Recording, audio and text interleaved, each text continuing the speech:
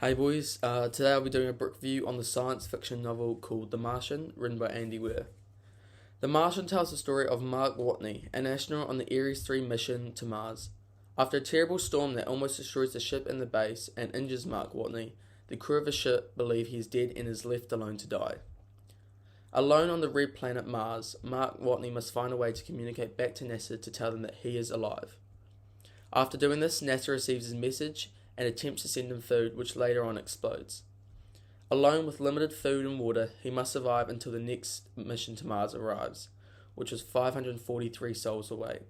In Earth days, that's almost 600 days spent alone with no one even on the same surface as you. To survive to the next Mars mission, Mark Watney, who is a botanist and engineer, undertakes serious life-threatening tasks to keep him alive. To begin with, the camp on Mars only has enough food for 60 sols, which Watney believes he could stretch out to 300 sols if he rationed, which leaves him 243 sols without food. This is when we see Watney begin to grow food and produce water in his artificial camp on a planet which nothing pretty much grows. This is assuming everything goes right. If the water generators stop, he'll die of thirst. If the oxygen runs out, he'll die, and if there's a puncture in the camp, he will implode. There is zero room for error. While this novel is fiction, in some ways it feels like non-fiction. It is very scientific and packed with details about survival on Mars, but is easy to read and adds humour along the way.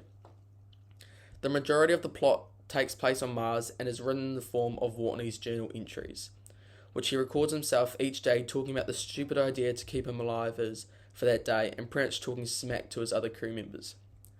This book, I believe, displays perseverance and determination, and at the beginning, Watney admits that he's in deep trouble with not enough food and water, but he never gives up.